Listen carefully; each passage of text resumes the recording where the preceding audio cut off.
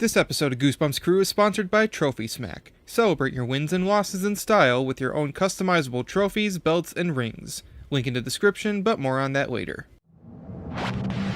The most thrilling, spine-tingling series ever. From the pages of R.L. Stein's best-selling books, And the screams go on forever and ever.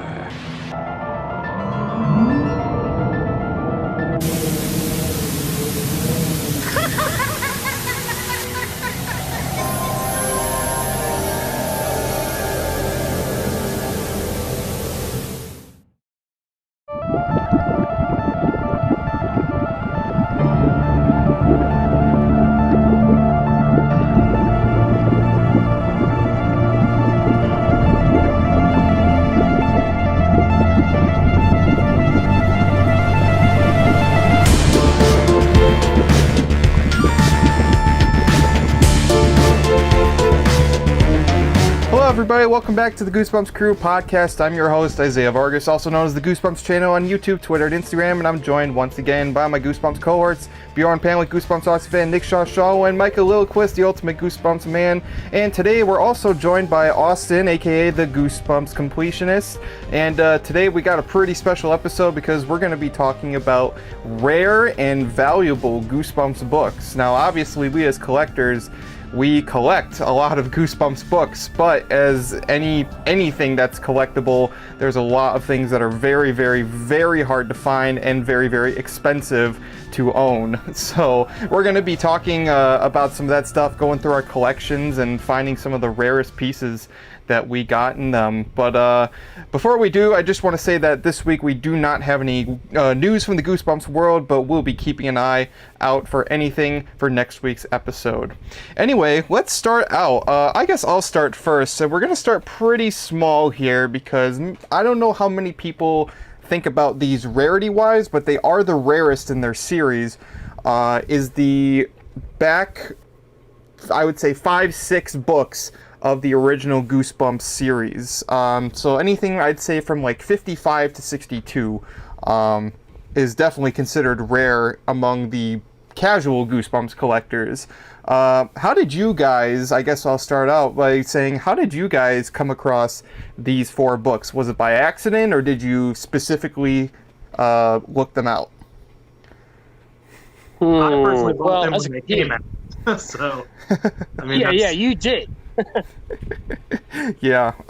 You were lucky, man. I remember I got these two. I got Werewolf Skin and I Live in Your Basement because a friend of mine who lived across the street from me when I was first getting into Goosebumps, he found them at a half-price books and he had them in his collection, and I was just in utter awe. I was like, sometimes I would just go over to his house so I could go to his room and look and marvel at the rare Goosebumps books. I felt like such an asshole, but it was worth it. And eventually, when he stopped being into Goosebumps, he gave them to me. Since then, I found more copies of both of them. So these are not the original ones I got, but these were the first 2 of those back half that I was able to get. Funny story about Monster Blood 4. This was before I really grasped the concept of, number 1, modern reprints, and number 2, Indian reprints. I know, Austin, you've talked a little bit about this on your videos, the difference between an Indian reprint and an actual genuine print. But I actually asked for this book for my birthday. I think it was the first year I was in collecting, and they got it. It was brand new.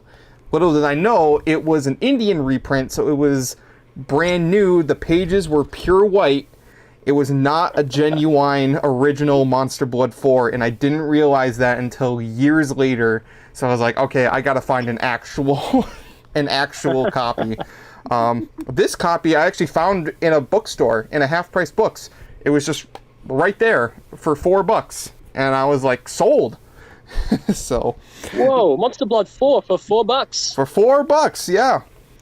What if they did as Monster Blood 1 for $1? That's how it should have been back in the day.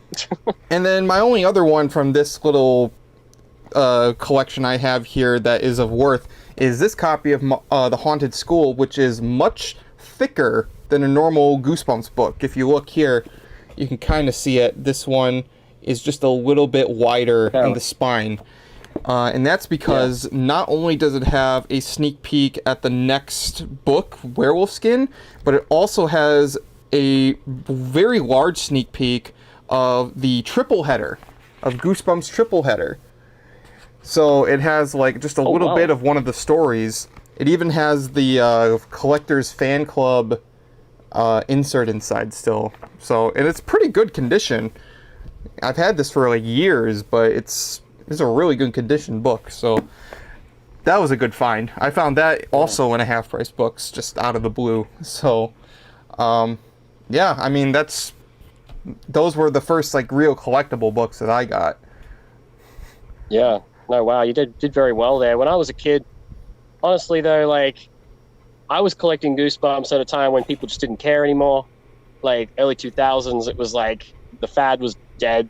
You know, everyone was collecting Harry Potter or whatever, so I was finding all these books quite easily back then, and always going to thrift stores and book festivals, and the Scholastic book fairs at my school, they had like all the choose your own adventure books, Black Spines and the Series 2000s, because that was like the most recent thing that you could get. So where everyone's like struggling to find like Trick or Trap these days, or like Slappy's Nightmare, you know, I was able to just pick them up, you know, at the book fair, because that was basically what Scholastic had to offer at the time. So if you were a Goosebumps collector in the early 2000s, you're kind of lucky in a sense. Because, yeah, you could pick these all up for a really good price, and no one really, I guess, cared at the time. So, yeah, I got lucky getting all those later numbers, definitely. Yeah, I would say so. Yeah. Another series now, a lot of people are a little iffy on Series 2000. I was able to find all 25 books relatively easily, but people always have told me that Slappy's Nightmare was one of the more expensive ones. Maybe not one of the rarer ones, but certainly the ones that you'll definitely have to shell out a little more money for. I was able to find this one at a store for $2. Good condition. It's not very good condition anymore because unfortunately I was not a neat and tidy kid. But I've held on to this for years, and I can always say, hey, I got that book lickety split. You got it super cheap at $2. Mm-hmm. Like, maybe when I made that video, finding Slappy's Nightmare was a nightmare. Maybe that's what upset the price. I don't know. And I made that video, and that was one of my like higher viewed videos back in the day. And I'm like, maybe I did something with that video. Everyone's like, oh, hey, this is a rare book. I'm going to sell it for $80. Yeah. Well, hey, now we're even for all the Revenge of the Lawn Gnome TV presents you have. I was able to find Slappy's Nightmare before you. You did. How many Lawn Gnome books do I have of TV presents? 3, I think. Well, and you also look at... Oh, I'm sorry. You go ahead, Bjorn. Oh, no. It's all good. I was just say, I ain't sharing unless someone's willing to pay up. What I was going to say is the value of Slappy's Nightmare, I think, is actually appropriate given the fact that it's the only Slappy book that hasn't been reprinted in the modern age. So the value, I think, is proportionate for the American copies, at least. The UK copies, they still sell for a good amount in the UK as well. But I think there's tremendous value as long as it stays unreprinted. And in my video about the Scholastic India reprints, I said that this actually helps the value of the American book market because having these doesn't take away value from the real thing, which I think is kind of important. So Slappy's Nightmare is one of those long-term holds as of now. Until they announce that there's going to be a reprint, I would hang on to them. Yeah, that is. Flip them when you see them. Yeah, no, that is a good point. I actually didn't even think about that till just now. But yeah, even like Bride of the Living Dummy got a modern reprint, and I don't know. I haven't heard a lot of rarity for at least. I would say some of the earlier Series 2000s, Cry the Cat and like Creature Teacher. Those ones you could find pretty reasonably for. I did have a bit of a hard time finding Horrors of the Black Ring. I think I had to pay $30 eventually when I did get my copy. It was $30 on eBay, so Yeah, I don't It know. seems to be about the average price anymore for anything Series 2000. I've noticed is anywhere between, $25 to $45 for the regular standard book. But then you get into the more rare ones, as we're talking about, like Slappy's Nightmare, and then you're pushing, depending on condition, in that $50-$60 range for some auctions anyway. I will say earlier I was talking about my friends having access to books when I was a kid. I was kicking myself because eventually I had to buy Full Moon Fever for around the same price, around $30. And I remembered back then when I was first collecting, one of my friends had that book, and I never ever asked them for it when they eventually sold them. So...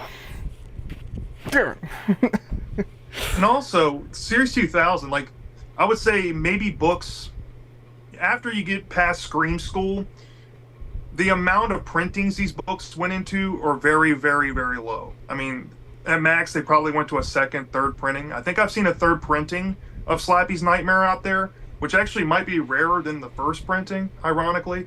But it all depends on how late in the series they are normally and how many copies were sold. Because you have to think about it. Back then, you had Borders books, you had Kmart's. A lot of these books sat and just rotted on shelves. So it's about supply and demand for these type of books. When you get later into these lower printed series, they probably didn't sell and went into recycling landfills or something like that. So it's kind of unfortunate to think about, but like I think the later Series 2000 books definitely should hold value.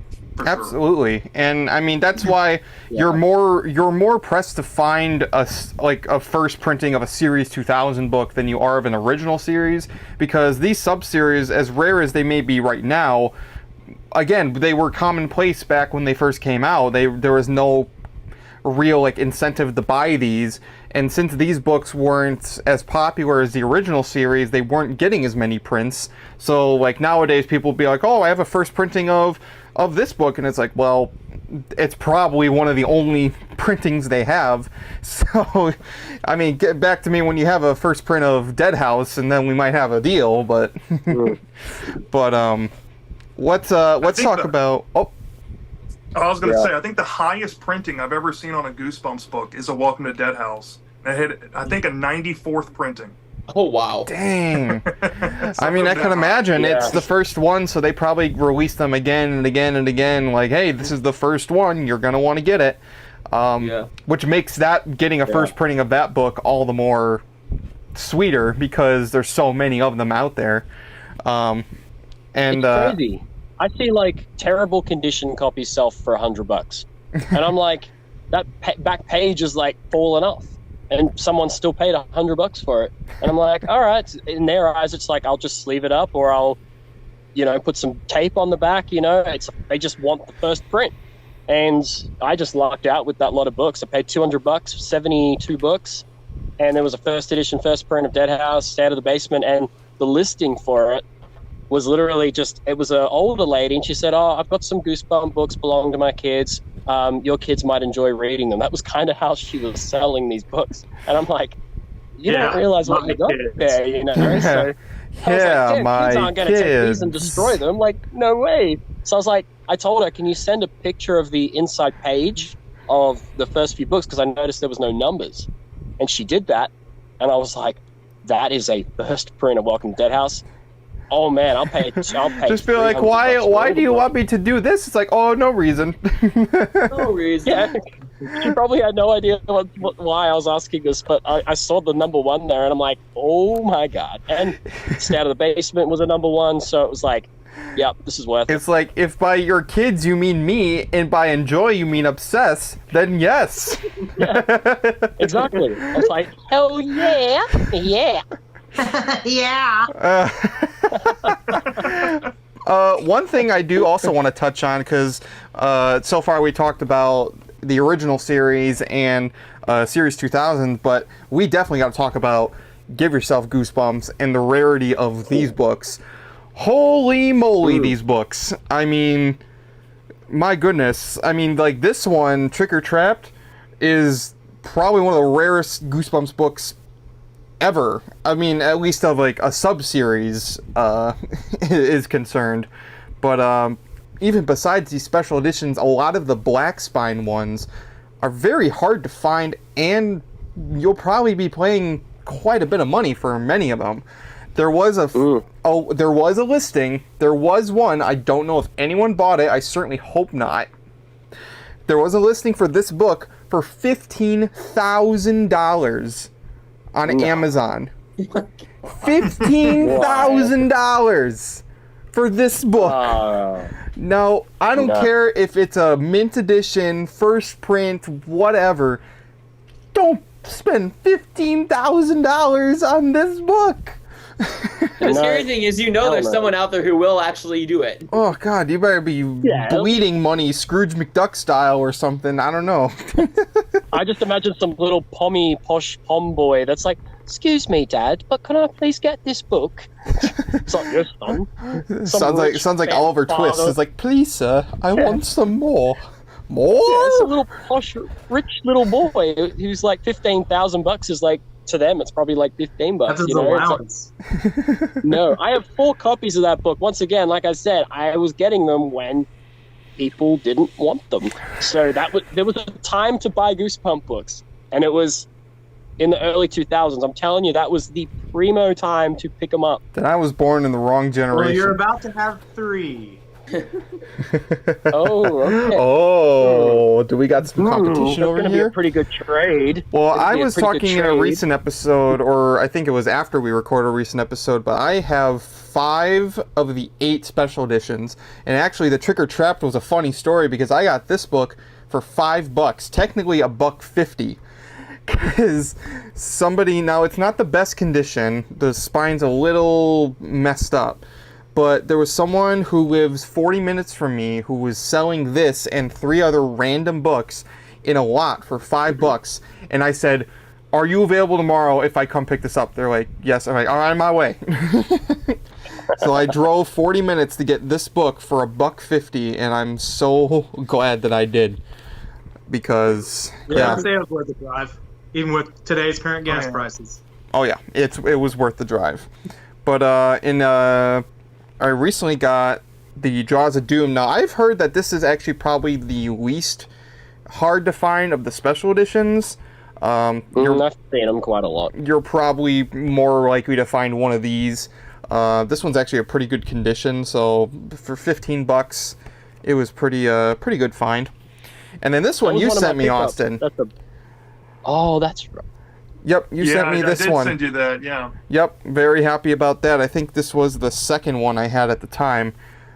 This was the first one I got. This is also a pretty easy one to find of this little sub-series. And then this one I got for Christmas.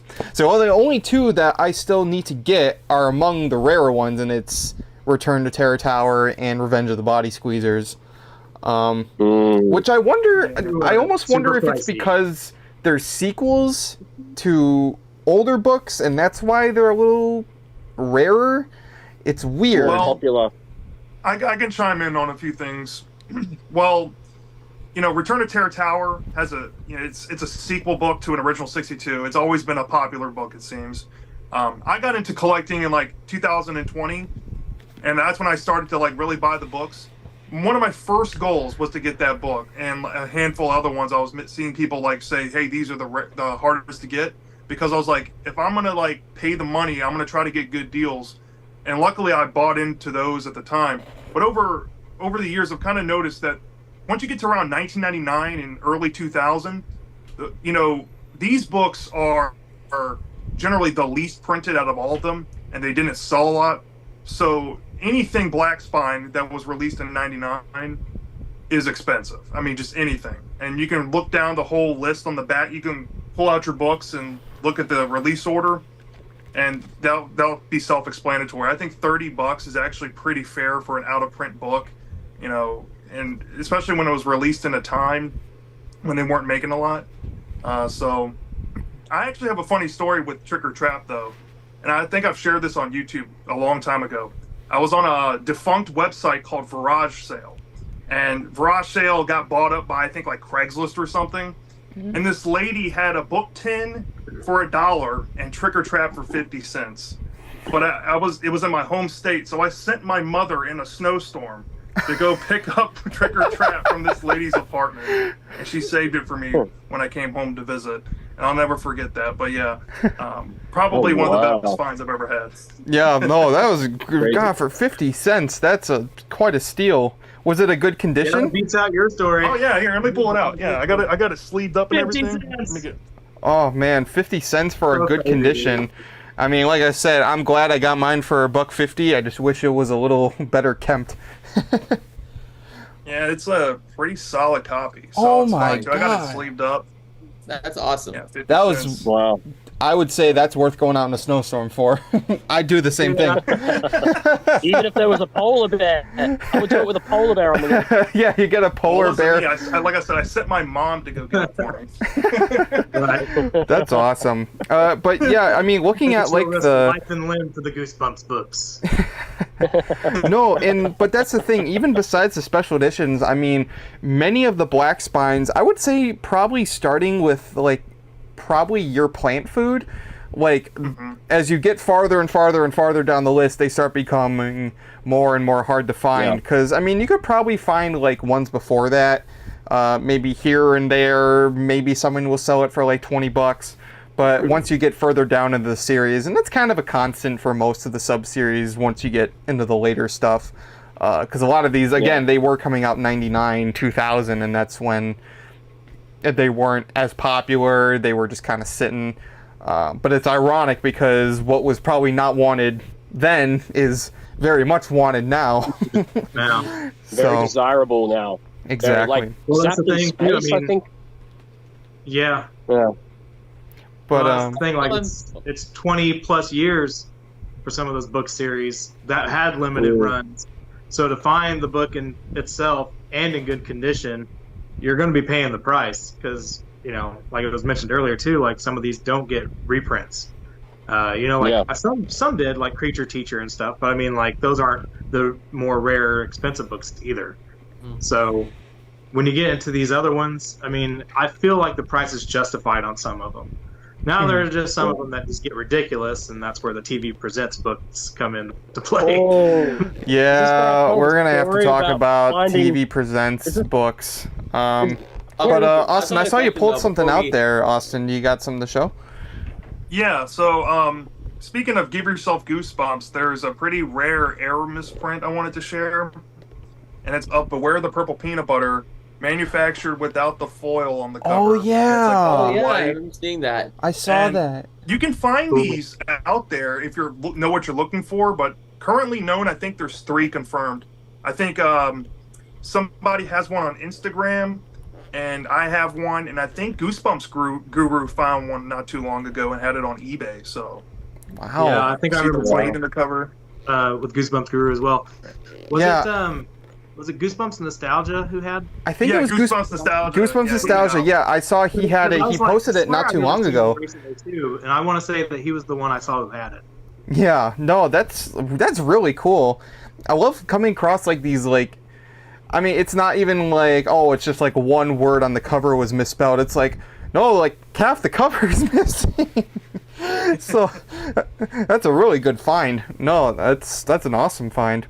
But yeah, we got to talk about TV Presents, because if you want the absolute holy grail of Goosebumps sub-series, you go to the TV Presents books. And you can find the early ones, The Girl Who Cried Monster, Cuckoo Clock of Doom. Those are, like, they give them out like candy. But the ones that Bjorn's holding up, Calling All Creeps, Attack of the Jack-O-Lanterns, and Revenge of the Lawn Gnomes, oh boy, There's more you better rare ones, have, but- like, $500 in pocket change on you if you... if you hope to get one of those. Tell you Oh, what, I had to save up many Christmas and birthday eBay gift cards just to get Attack of the Jack-O-Lanterns and Calling All Creeps. yeah, and there's one that Out of even... those 3, it's kind of weird. Like I see Attack of the Jack-O-Lantern. There's actually a couple on eBay right now. Revenge of the Lawn Gnomes, you do see pop up here and there, but they always go pretty quick usually. But Calling All Creeps is one that like seems to be the most hard to come by. Yeah. Yeah. Because I've been looking lately, and even on thrift books, I think they said they only get one every 6 months on average. So Whoa. it's become increasingly rare. Mm-hmm. Yeah, that's crazy. It's like I have that story. I went to that market, and the guy had just a tub of Goosebump books, like a bit of a mixture of like old, new, and there was just that one TV Presents book just sitting in there, and it was Revenge of the Lawn Gnomes. And I remember taking a photo of that, and this was only 6 months ago. I took a photo of that box, and I popped it up on Instagram, and everyone's like, so you find this random box of books, and the one TV Presents book in there is just Lawn Gnomes. How much do they want for the books? He's like, he only wanted 50 cents each. And I'm just like, there's my third copy right there. So yeah, it's crazy. Like I've had luck like that over the years. Like I went to an op shop, we call them here, thrift stores, and that's where I found my second copy of Calling All Creeps. So You just yeah, I find them paid like like candy. a dollar You for it. want to double your money on that Revenge of the Lawn Gnomes book? Double? Oh, you're gonna give me a whole dollar for it? I'll give you a whole dollar. Hell yeah! I'll give you a triple, quadruple. Triple it. Add a couple zeros on. I'll give you 62 cents. Oh, that's tempting. I'm gonna have to really think about that. Well, and I think Goosebumps Nostalgia also found, like, just out of the blue, it was someone on Instagram, they found a lot on eBay for like 30 bucks or something. It was like pretty reasonable amount for a lot of books. But in the middle, there's Revenge of the Lawn Gnomes TV Presents. So he gets this book for like $1.50 in this lot. That was Goosebumps 90s Kid. Goosebumps 90s, yeah, Goosebumps 90s Kid. If I got the name right. I do remember seeing that, though. Yeah, no, he found them, and it was just like, and he posted, he was like, look what I found, and everyone was like, are you fucking kidding me?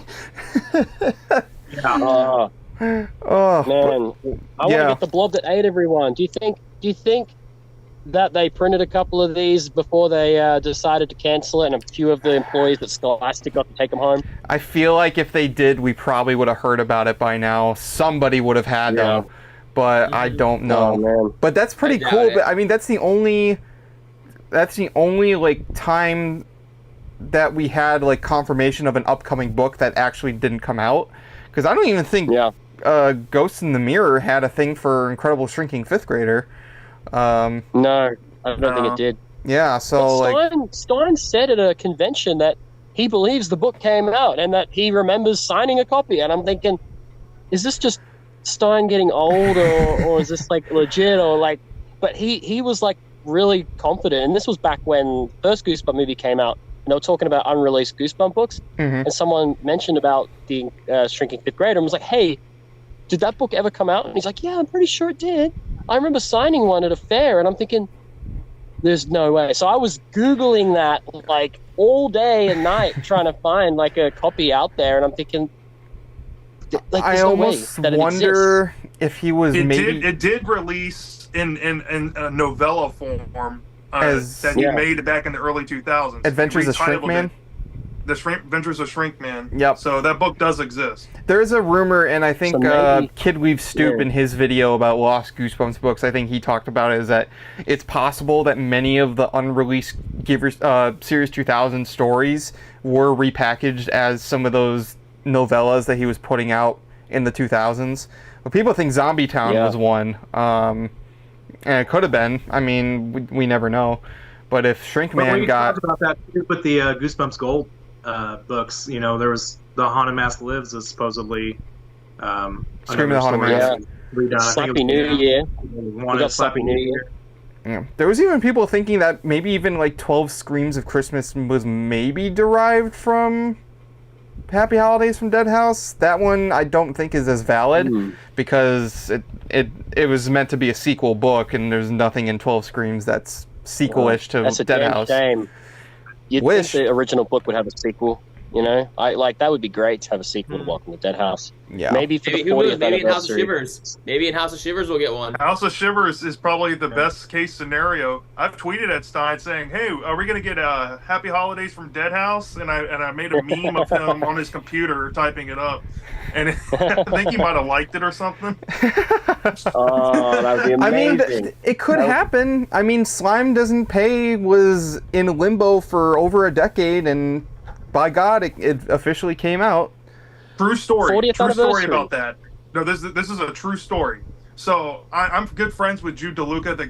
If you don't know who Jude DeLuca is, they write for Point Horror, and he's the one that found that lost Goosebumps story, Dead Dogs Still Fetch, and gave me the video so I can share it with YouTube. He messaged Stein saying, "Hey, do you know anything about this unmade title, Slime Doesn't Pay?" And R.L. Stein told Jude that he's like, "Oh, that's a great title. I don't know why I never used it." Kid you not, a few months later, we get an announcement that Slime Doesn't Pay is getting turned into a book. And I credit Jude for that. Yeah. There's no way. And it's like, yeah, it kind of sucks because those contests were a big deal back then. The name, like, giving name to a Goosebumps book, and they just never came to be. But, like, when Slime Doesn't Pay got announced, I mean, you probably remember all Goosebumps Twitter was like, "Oh my God, is it actually coming out now?" I remember, like, me and Spongy and all those guys were just like, "Oh, we got to get to the bottom of this." But yeah, getting back to TV Presents, so like, yeah, those last three are definitely the most. You're definitely gonna be not only paying a lot of money, but they're harder to find. But it's funny because I don't think I've had any trouble with the rest of the series. I think, like I said, you're probably gonna find Girl Cried Monster, Cuckoo Clock Doom, like those early ones. You'll probably find them pretty cheap. They're usually like $5 or $6 when I look at them on eBay.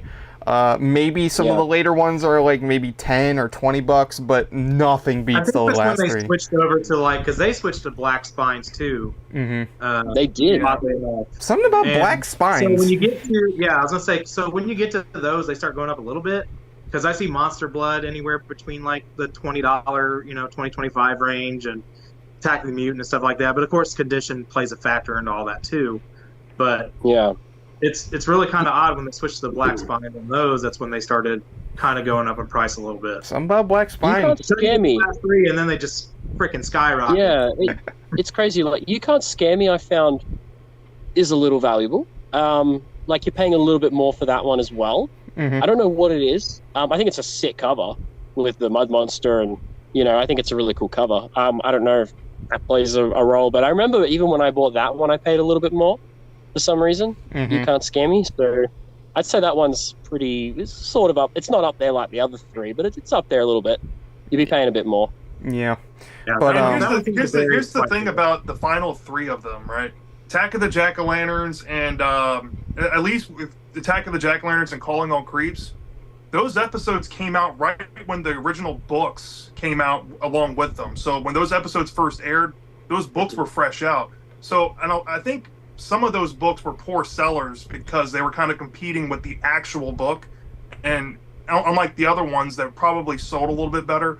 You Can't Scare Me is kind of the conundrum of the situation. It's very expensive, but I also think it probably was a poor seller too, because Monster Blood you can get relatively cheap, and that book came after You Can't Scare Me. So I think the amount of interest there kind of plays a role. I actually got my copy of Monster Blood TV Presents from one of my previously mentioned friends who gave me the book many years ago, and then I'm glad I did, because I can say that's the closest thing to those back half of those books that I have.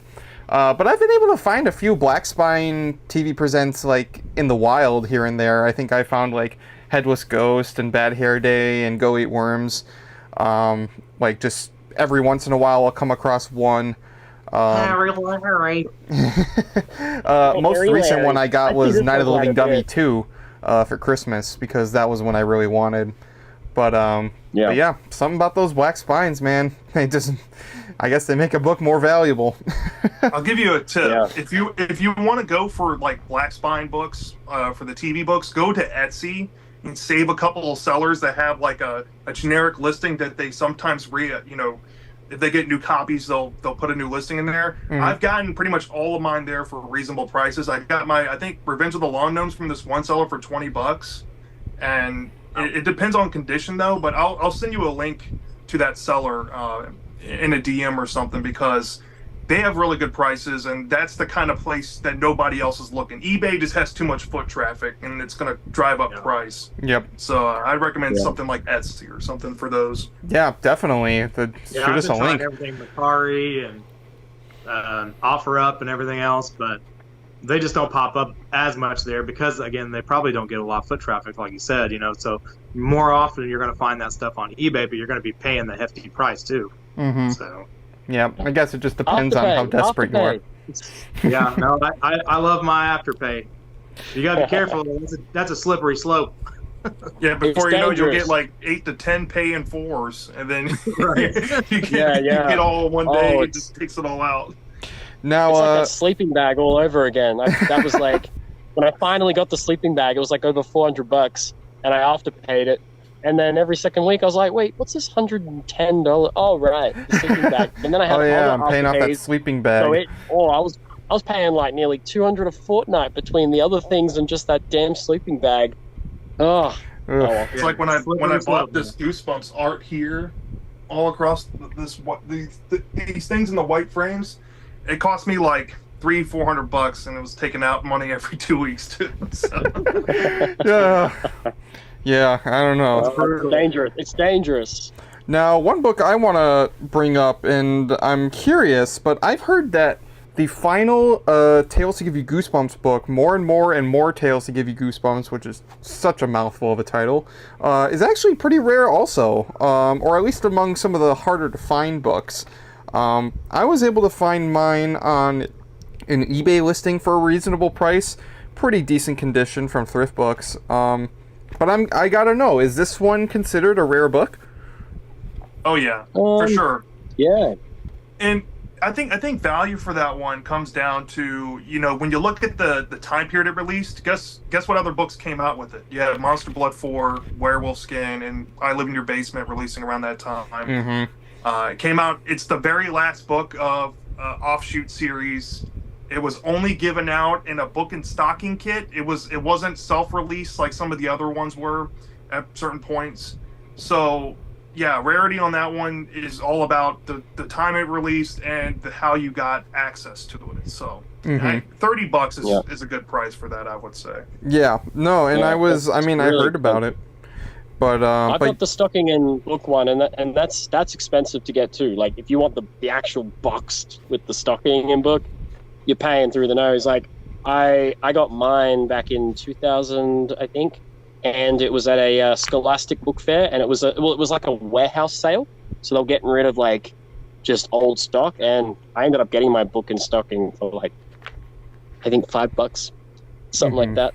And I wish I just took a whole stack of them now because, goddamn, like you know what I mean. And I opened mine, but I've still got the box, so I can just keep it all in there, but I wish I never took the shrink wrap off it. Yeah. Well, that's the thing, too, because the Tales to Give You Goosebumps book, so this was a 6-book series, and yeah, a lot of these released alongside, like, kind of, like, collection sets, so you'd get, like, a light, or I think the fourth one, which was a Halloween one, had, like, a paint or makeup kit inside it, and then this one had the stocking in it. But yeah, you would have to get these probably with a big collection set. And this was also around the time that they were re-releasing some of the earlier Tales to Give You Goosebumps. I think the first 3 got like a re-release with this kind of cover. I do have the first and second one, but there was one for the third one. But yeah, this was the only one of these that was like this before they started re-releasing them. But remember Tim said it was ridiculous though, the one with the boxer shorts. He mentioned how ridiculous those boxer shorts were, and I'm like, no, they're not. Come on. That's actually like one of my favorite packs. Well, and I'm pretty sure that R.L. Stine has those boxer shorts on his skeleton in his office. He does. Yep. He does. So they're pretty important, I guess. No, I love it. I love them. But so the guy I know who actually sold me the Haunted Mask press kit and stuff, he has that standee that you see in the It Came From New Jersey book that Tim's standing next to, that has the boxer shorts on it and everything like that. So, I mean, that was a display piece, too, somewhere at some point that Tim had at one point or another. So those boxer shorts have made their way around, man, from Stein's office and Tim's office, Curly Skeleton, and Tim's office, and it's crazy, man. Those boxes. I love them. I think they're cool. Yeah, I do too. Speaking of which, they're like a really unique novelty for Goosebumps, in my opinion. Now, like they've become a novelty. Speaking of which, let's talk about these two books. Now, these are not technically Goosebumps books, but they are the autobiographies of both R.L. Stine and Tim Jacobus. Now, the R.L. Stine book, it came from Ohio. When it was originally out, it had a softcover and a hardcover version. This in particular is the hardcover version, and this one has a holographic cover where the monsters appear next to Stine, whereas opposed to the softcover is just the artwork and that's it. Now this one is not the softcover first edition first print. I've seen sell for more than the hardcover. Yeah, I was lucky to find a hardcover. This was a good find for me because I found the softcover first. Yeah. But the hardcover is certainly the rarer of the two. But this book is not exactly, I wouldn't consider it a rare book. You're probably more likely to find this, and also there's a reprint of it now from the modern. I have the reprint. Yeah, the classic Goosebumps one, which is actually, I really like that they didn't just repackage it, they actually added on to it, because that reprint came out when the movie came out, and by that point there was like over 15 years of more Goosebumps history. So that was something I was really happy when that version came out. But if we want to talk about rare, let's talk about It Came From New Jersey, which is Tim Jacobus's. Now, when we did our interview with Tim Jacobus, he was able to give us a little insight as to why this is a rarer book, and it basically comes down to not a lot of printings.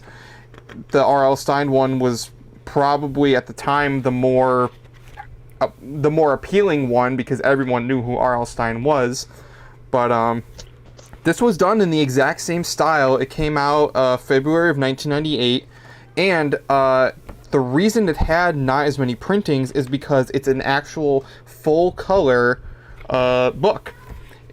Every page is in color. There's a bunch of color photos, and they had to because they're showing the artwork of Tim Jacobus, and you can't get that across in black and white as much. But yeah. He also mentioned they did like a different kind of paper than the other books too, to try to make them last longer, which is kind of a funny part of it because there's not a lot of books out there that are in good condition anymore. Because when I was doing the search for mine, I mean, I came across maybe a couple that were in good shape, and I know Goosebumps Guru has a couple on his right now eBay page, but the one he has that's in better condition is just not signed by Tim, but I think it's in the range of $200. So it's my goodness.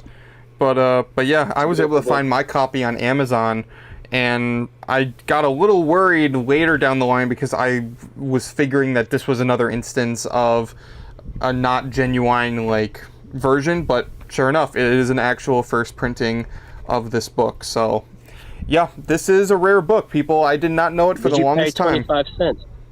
Did you pay 25 cents for it though? I did not pay 25 cents for it. It was years ago. I don't remember what I paid for it, but I believe it was probably $15. That's crazy. Yeah. Even that's good though. No, it is. No, and like I said, I didn't know until later down the line that this is considered a rare book, but it is a rare book. It is now. So if you got one, if you watching at home, you got one of these, you got a rare book. If you didn't know. Did you need one of these? Who needed one?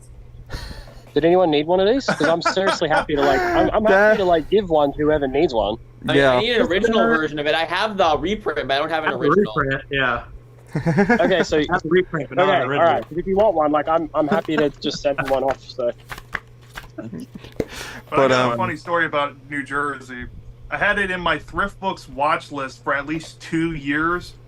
One day I'm at work, and I'm just perusing and I check, and it came from New Jersey. They had 3 copies, all for $8 a piece. So I immediately go in this chat that I'm in, and I'm like, somebody go buy these other ones before I buy them all. So I bought mine, and then literally right after me, 2 other people got theirs for $8. Mine is like near mint. I guess I can pull it out. But yeah, for $8.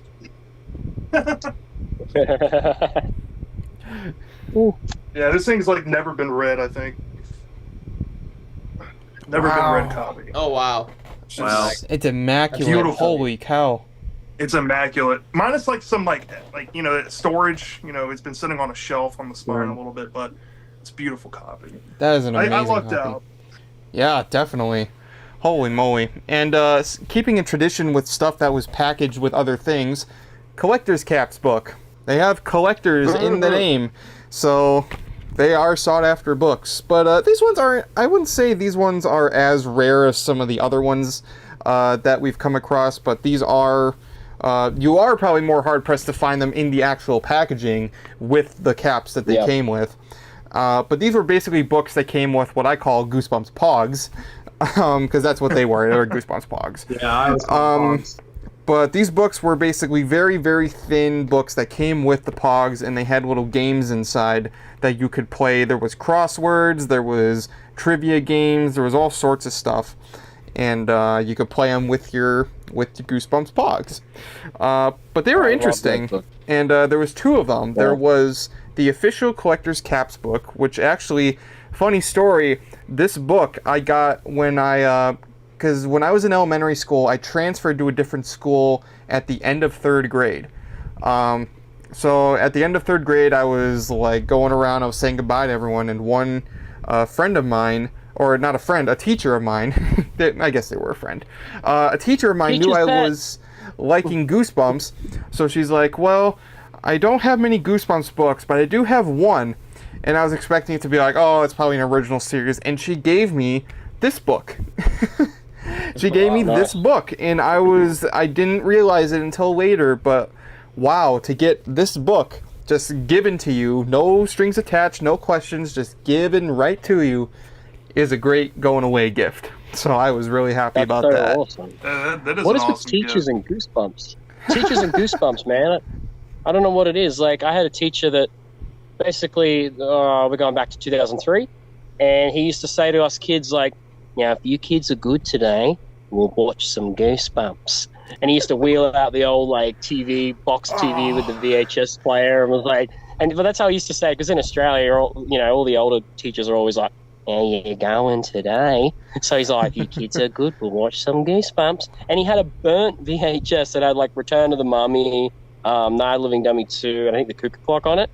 And so it was just like a burnt, ripped off the TV, like VHS, and he used to like put that on for us. I don't know what it is, man. Like, there's something about it back in the day. Sounds freaking terrifying. He was terrifying. I gotta watch some Goosebumps. He was almost as terrifying. Yeah. That's Miss Mark's husband. Back up. It's like all the teachers at my school were weird. My bus driver was weird. I used to give him my sandwich every day. Quick little off-topic fun fact. I used to give him my sandwich every day, and he used to. And one day he just says to me, can you tell your mum you're sick of peanut butter and you want Vegemite instead? So that's weird. He was like putting in his order, man. Like, I had weird teachers. Like, it was like a Goosebumps story in itself. But you know what? Like, how cool would it be? Like, because I mean, the weird as your teacher may have been, getting to watch Goosebumps in class on the Rolly TV. It's like, we just watched freaking Bill Nye the Science Guy and Magic School Bus, which were fine. But I would have rather wanted to watch Goosebumps. Hey, come on, they're based off books. But I was a blast at the time. Yeah, but we had the official collector's caps, and then we had the holiday collector's caps. Now, this was one of the very few Christmas-related Goosebumps things to come out. And this one was basically the same thing. Honestly, there's not really much that's Christmassy about this one, except for maybe like the back. It's like, it's the holiday collector's cap. It's a great thing. I think there was a Santa Curly Slammer, but it's basically just another one of these books with a Christmas theme put on top of it. But yeah, and then we have probably one of the biggest holy grails, because everything attached to this is just rare. Goosebumps Live on Stage, Screams in the Night. Mm-hmm. Now this book Where's mine? is probably one of the most well-known rare books in Goosebumps. Like, if you say rare book, people will probably be like, oh, this one right here. Now, this is basically a novel adaptation of the stage show that happened in the late 90s. Obviously, it's everything that happened in the stories here on the page. And, yeah, I mean, everything connected to this live show is pretty rare to come by, because it lasted for a year, it disappeared, and a lot of the merchandise from it just kind of vanished. This is really the only, like, book-related thing that came out of it. And I think, if I'm not mistaken, I think a lot of these were actually given out at the show. So, like, you would have to buy it at the live show alongside some of the other merch. I know, Bjorn, you have a lot of stuff from that show, including, like, I got Slappy plush. Heaps. Yeah, I got the Slappy plush. I got, like, some little microphone thing. I got, like, flashlights. I have one of the signs, the original signs they had, display things. But the guy that I got all that stuff from, he worked on the show. And he just randomly messaged me out of the blue and was like, hey, I worked on that show, that Goosebumps Live thing. I've got all this stuff. Do you want it? And I was kind of like, yes. So he had the book, he had the program and the Slappy plush and all that cool stuff. The only thing he didn't actually have was the little tram car, though. So that's the one thing I had to buy. But that's probably the most common item you will find from the stage show, other than the book, is the little tram car. You see that pop up. Yeah. So, but the other stuff was just, you never see it. Even just the little bag, the little shopping bag thing that they would give you to put the stuff in, like, that was Goosebumps. So, yeah, it was pretty niche. Yeah. Stuff. I think I saw the Slappy plush on eBay recently. That thing went for a good chunk of money, though. I can imagine. Oh, yeah. It will. Well, the interesting thing about this book is that are pretty common. Because even like, I got mine, and it's pretty mint, but I got mine from Half Price Books for $2. So, whoa! It's like I got mine. It's pretty beat up, at least in the spine portion.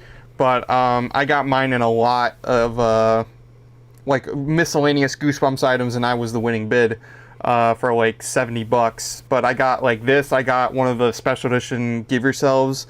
I got my the little Slappy collectible that's kind of hiding up there.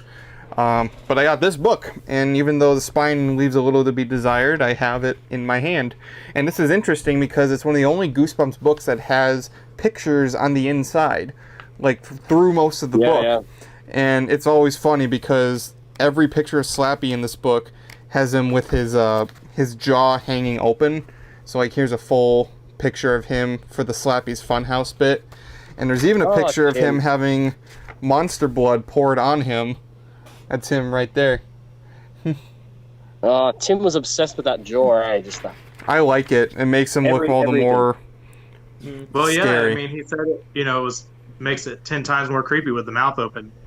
And he said he started using it for, like, a lot of the other book covers, too. So. And this was an interesting Series 2000 insert that actually had all 12 books in there. I think this is only in this book, because I haven't seen it in any others. And then you had the Ultimate Goosebumps VHS tapes in here too. Yeah, so cool. No, this is one of the most infamously rare Goosebumps books, and I mean, if you can find one of these, definitely get a hold of it if you can, because it's a rare one. That's awesome. I love it. Yeah.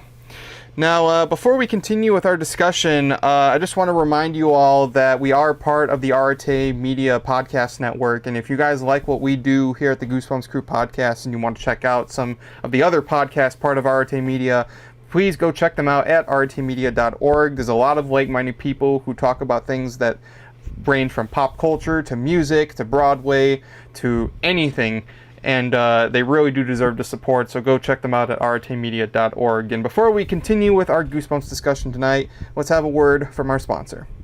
This episode is sponsored by Trophy Smack. Everybody wants to feel like a winner, and what better way to feel like one than with a trophy of your accomplishment? As seen on ABC's Shark Tank, Trophy Smack is the ultimate destination for custom fantasy sports awards. Trophy Smack has what you need to celebrate your wins and losses with their large array of customizable championship trophies, belts, rings, and plaques. Their custom-made awards make for the perfect addition to almost any occasion, anything from fantasy football, corporate awards, gaming, wrestling, esports, and real sports. But even if you're not into sports, Trophy Smack products are customizable for anything, even for those who want a nice shiny trophy for being the best Goosebumps fan ever. Trophy Smack uses top-of-the-line materials to make superior-made awards that will last for years and years, and made to suit any price point. And if that weren't enough, not only does Trophy Smack have quality-made products for affordable prices, but they also include free shipping, free engraving, and 100% guaranteed satisfaction. If you want to snag yourself some quality-made awards for your fantasy sports event, visit Trophy Smack's website by clicking the link in the description and check out their large array of trophies, belts, rings, and more, and feel like a champ in no time. And of course, special thanks to Trophy Smack for sponsoring this episode. And now, back to more Goosebumps. So now we're going to talk about miscellaneous books, and one thing I want to bring up, should have probably brought it up when we talked about the original 62, but some of the reissues or the issues of Goosebumps that had inserts inside of them, and this one has always been my personal favorite because not only does it have a cutout haunted mask on the inside, but it's the only original series that was issued in this fashion with the title in big bold letters at the top instead of on the bottom. And if you can even see, the cover art is actually a lot more like saturated. It's a lot brighter. It's a lot more grainy. But this has always been my favorite. It kind of reminds me of the color scheme of the artwork on the book tin version of it. Yeah.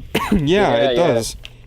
And I'm unsure of when this actually came out. It says that it was 93, but it would have been really weird because this also has the Goosebumps logo that was put on the spine starting with book number 20, because the original Haunted Mask just had the plain text Goosebumps on there. So I'm curious as to when this came out. But yeah, I mean, this is one of the rarer versions of the Haunted Mask that you can find. It's the only book in the original series that looks like this, alongside, you know, the normal versions. But I wanted to share that. And talk about miscellaneous.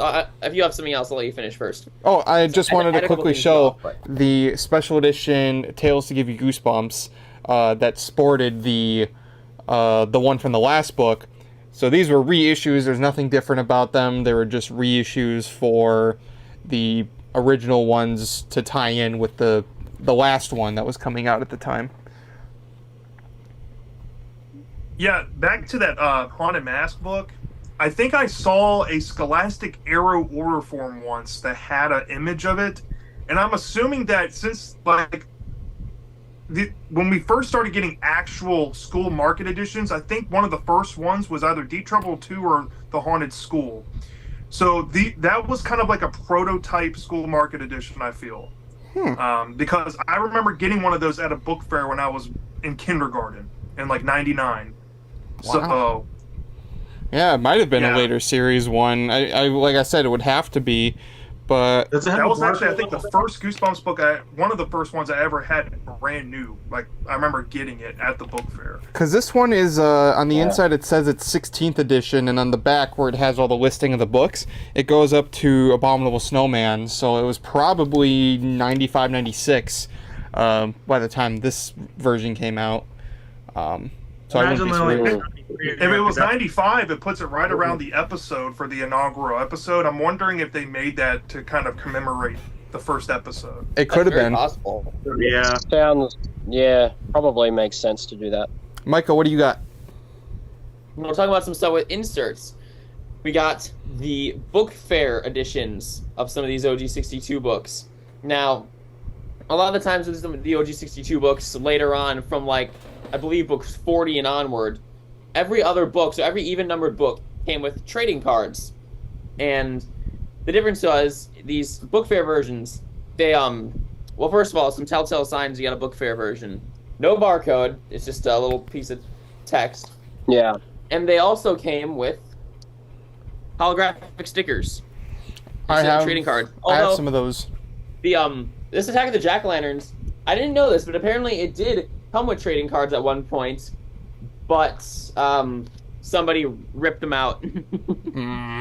Yeah, I was gonna say because God the copy I got online from Goosebumps Crew had stickers and the bookmark and the cards or whatever in there. So Yeah. I found a Calling Yeah. All Creeps and a I think How I Learned to Fly that had the holographic stickers inside, which was pretty cool. One of them was of Slappy on the Monster Edition too, which was pretty neat.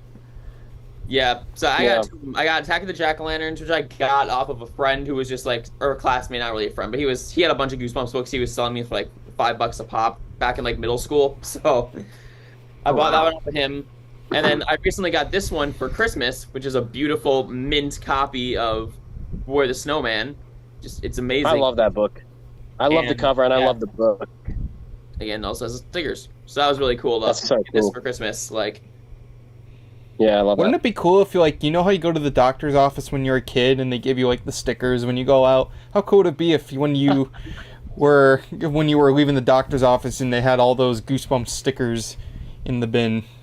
We'll just give you the whole book with stickers in it. Like instead of giving you a lollipop, they give you a Goosebump Here's book. a Goosebumps book. I don't want no damn lollipop. Or they could have made like little short story books and like little packages and gave them out like they were prizes or something. Yeah. Oh, that was But those cool. book fair edition books, like were the Haunted Library little mini books. Yeah, that would've been cool. those ones are Well, they also did pretty dang rare. Even though, the little books, mini brand. but the They haunted, look cool on the shelf. they do. They look cool on the shelf. But And I've got them all. I've got the glow in the dark slappy one, but I ended up getting a second Haunted Mask one. So I don't know if someone just wants it for the whole what the heck kind of thing. You know, if you want it, you can have it. wouldn't but, it be they cool if look they were really cool on actually the little little- books though? Like you actually can like open them up and you can read them. So you're like, Yeah, you can read That'd the be you a can read nightmare the if my first couple family pages. is- oh yeah. So the Yeah, haunted the- library, those ones are. Oh wow, the haunted I library got mine were nice and sleeved.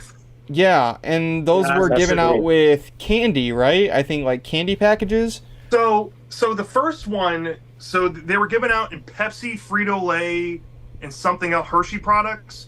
The first book you got in the bag of Doritos. I think it was Don't Make Me Laugh. That was the easiest one to get. Mm-hmm. And then the second two, the Hershey and Pepsi, you had to mail away for them. So that's why those two are harder to come across. And then if you mailed a certain amount of like I guess UPCs or something, you qualified for the entire book. And it came with a bookmark too. So if you don't have the bookmark thing that it came with, it's incomplete. Mine unfortunately doesn't have it, but I'm just happy to have like a pristine book of it. So, but yeah, those are tough to get in a complete form. Mm-hmm. I was gonna say I don't even think I've seen a complete one then because all the ones I see just have the little mini booklets inside the library case that it has. But I've never seen a bookmark with an option. Yeah. Yeah, is it's the, like a little white bookmark that it came with, and it's like a promotional thing that they only put in that set for the mail away. Yeah. No, and I remember commercials for that giveaway. I think it was around the time that Haunted Mask 2 was premiering on Fox, and it was like a Universal. I think it was like Universal Studios partnering with Frito-Lay, and then they gave out Goosebumps books as prizes. But they would have it alongside like stuff for Halloween Horror Nights and stuff like that. But yeah, I remember the Frito-Lay commercials. In fact, even Nick, I know you said you were watching through some of the original airings I have on the channel, but did you watch Wait, did I put a Haunted Mask 2 one on there? I don't think I I did. haven't gotten to that one yet. If you did, I don't know if I did, but the original airing of Haunted Mask 2 before the show started, they had the Fox Halloween Bash, and it was sponsored by this giveaway. And every time they had a commercial, it would be the talking skeleton, and then they'd have a bag of like Doritos, and it'd have like Goosebumps on the front, and they're like, look for these displays wherever you find Doritos. Yeah, this is it. This is the actual display from that ad. Fox Halloween's Horror Nights. That is insane. That is amazing. That display. Oh, cool. That display, the curly one. That's the one that I got with the Pepsi. So I thought, while you're talking about it, I should probably that has to be the coolest thing I've ever seen. Yeah, free Goosebumps mini book inside. Fox Halloween Horror Nights, Universal Studios. That's awesome. So I figured, well, there you go. A little bit of a. But those Haunted Library books, those are considered books, and they are rare because you had to get them with the giveaway. Yeah, the mail away ones. I mean, you gotta figure there's not a lot of people who probably sent out for those mail away ones. Mm-hmm. So, no. especially the Pepsi ones. Who's going out there and buying? How many boxes or cans of Pepsi you needed to get to qualify for that? Yeah, that's the thing. You had to qualify for it too. It's not like the Doritos one where it's like inside the package. So I don't know.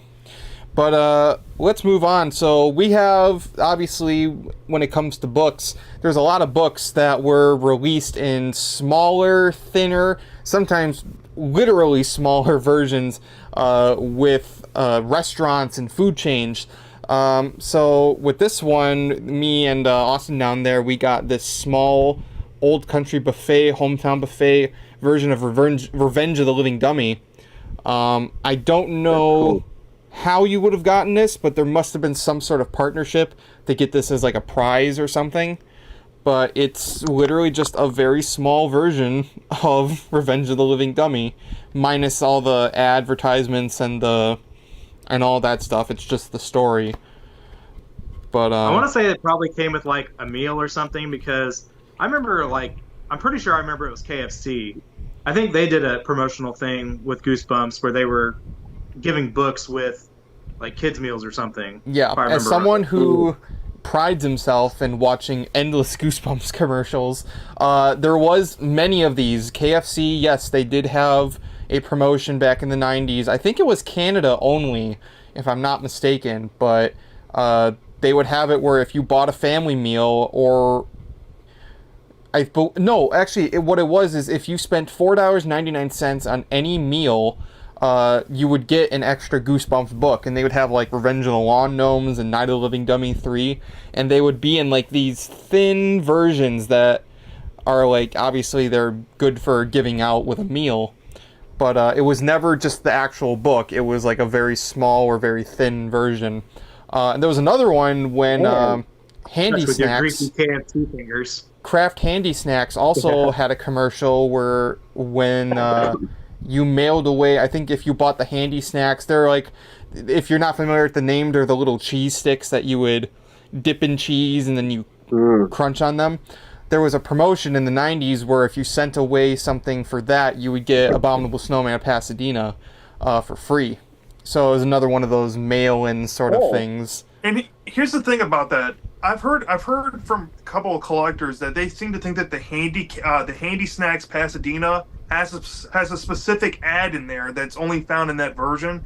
I have never come across one, ever. Mm-hmm. And I've looked on eBay for many times trying to see if there's a specific version. I can't find it if it is out there. So, yeah, I would think that at the very least it'd probably just be another one of those really thin books. Just, lacking all the back of the book advertisements and stuff like that. But that's what a lot of these giveaways did. They would give away these small versions, and sometimes you'd find just regular Goosebumps books. Like I have like a small thin version of Night of the Living Dummy 1 and Deep Trouble 1, and I think Say Cheese and Die Again. I think those are the three I have thin copies of. I don't know if they came with anything, but they're thin. Here's the Popeyes versions here. There was a set of 4, and they did Revenge of the Living Dummy, except they had the Popeyes on it this time. So they did this one. Cool. They did Creep from the Deep. They did Monster Blood for Breakfast and the Scream of the Haunted Mask. So you probably had them as like the first 4. Chicken. Chicken. Chicken That's a missed opportunity. with KFC. Yeah. Now here's an interesting. Popeye's chicken, KFC. Nobody's using chicken. Like Chicken That's like a cover failed literally man parodies KFC's slogan. Yeah, just put the Colonel's face over. Here's an And interesting IHOP could have done find. Egg Monsters from Mars. Yeah. But here's an interesting find. Now this was a book that released before the classic Goosebumps officially started. This is a collector's edition of Welcome to Dead House. Now this was released, I believe it was released before Goosebumps Horrorland even started. So this was probably like early 2008. In fact, let me check here. Yep, February 2008. So this was 2 months before Classic Goosebumps and Horrorland both started. And Where'd you get that? I actually found it on eBay for $5, and I bought it, and it's very cool because this was before it got an official reprint from the classic Goosebumps series. And you can see it uses a different kind of color for the font. It has a with limited edition poster. Instead of saying all new series from the Master of Scaramonies, it says special collector's edition. And obviously it uses the Tim Jacobus art and not Brandon Dorman's. I guess you can say this was a precursor to what's now coming out with the Cuckoo Clock and Go Eat Worms reissues. Maybe that Girl Who Cried Monster book we saw came out with that, like before they actually did the book. Maybe someone found it in the wild and probably doesn't realize what they got.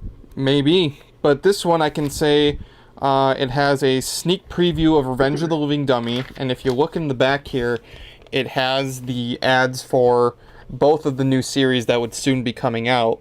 So the classic Goosebumps and Horrorland. In fact, Horrorland, it says Monster Blood for Breakfast coming June 2008 and Haunted Mass August 2008. And then on the back here, it says the first Goosebumps ever written, now available as a limited collector's edition. So, yeah, this is a very rare version of Welcome to Dead House. I've never seen that. Yeah, I was gonna say, Speaking of a Welcome to Dead House reprint that you probably never heard of, there's a book I have. It's you can find it in the States and in Canada. It's Tales of Suspense for Boys, and it features On the Run, Animorphs, and Goosebumps. Oh, wow. And it features the entire book of Welcome to Dead House on the back. Wow. Oh, wow. I've never heard of that. Yeah, this came out, I think, in 2007, I want to say. So this came out right before Goosebumps came back out and with the classic reprints and stuff. So yeah, I can see they used the 2004 reprint cover on the back there. Yeah, that's crazy. Most obscure bind-up I think out there. Yeah, I never would have thought it would have been packaged with other non-Goosebumps books. Mm-hmm. But let's talk about some hardcover books. We got hardcover original series Goosebumps books. Oh. Now, only the first 10 books were released under these. This is from Gareth Stevens Publishing, and these are full hardcover versions of Goosebumps books 1 through 10. And they are pretty collectible, I would say. There's not many non-library edition hardcover copies, because most hardcover copies of Goosebumps books are meant for school libraries, and they usually don't look very good, even in like the printing of them. But these ones are fully, like, you can see they are fully like formatted for the size of book that they are, and they are pretty big. I mean, compared to a normal Goosebumps book, they're much larger in their size. They're huge. well, I think they changed the font size, so they're a larger print series as well. Yeah, so like this is what it looks like on the inside. But yeah, I mean, like I said, there's only the first. Looking at editions of those, like, have you opened those to see what edition it is? Like, it's really kind of odd. Like, so like the numbers. I don't Yes. know how well that's going to show up. So It like starts with one over here. It's kind of like the reverse, but it's funny because then I got like 90. It says 97, 98, 99, 2000. So 97th edition, maybe. yeah. Oh, wow. Well, it's funny, and it says in here.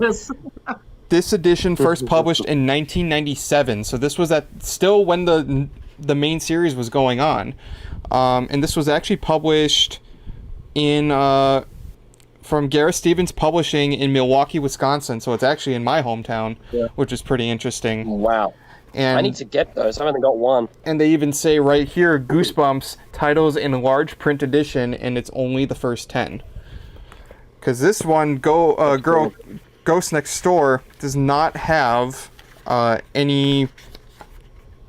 It doesn't have any preview for the next book, unlike the other ones beforehand. It just has a few pages of blank. But I do have 4 of these. I have Say Cheese and Die, Night of the Living Dummy, Welcome to Camp Nightmare, and The Ghost Next Door. And Nick has Stay Out of the Basement. Yeah. Found that also at Half Price Books. Yep. No, all of these were found in the wild at Half Price Books. And I think the first one I found was Night of the Living Dummy. So that was pretty cool. If you find that one, let me know, and I'll trade you a Black Spine. Which one? Yep. Oh, he didn't specify. Say Revenge of the Lawn Gnomes. Revenge of the Lawn Gnomes TV book. You find me Night of the Living Dummy? You find me Night of the Living Dummy in that hardcover? You've got half the deal. Pay another $200. Pay like $100. Speaking of hardcovers, let's talk about monster editions. Now, these ones are not super rare, but in terms of old school Goosebumps books, these were the first collections of the original series. The first one, Monster Edition 1, had the first 3, no monster blood. It had Welcome to the Dead House, Stay Out of the Basement, and Say Cheese and Die. No monster blood, which is weird. And this one, even though, and I'm gonna look at that. They ripped off the paper and exposed the inner workings. But if it wasn't like that, you would open this book and it would scream at you. It would be like, ah! When you open the book. Wait, how'd that go? Ah! Yeah! As you open it. Yeah. But yeah, so don't read these books at night, because if you open it up and your parents are sleeping, they're going to hear, ah! So they had Monster Edition 1, and then soon after, Monster Edition 2. And this one had all 3 Night of the Living Dummy books, 1, 2, and 3. Beautiful.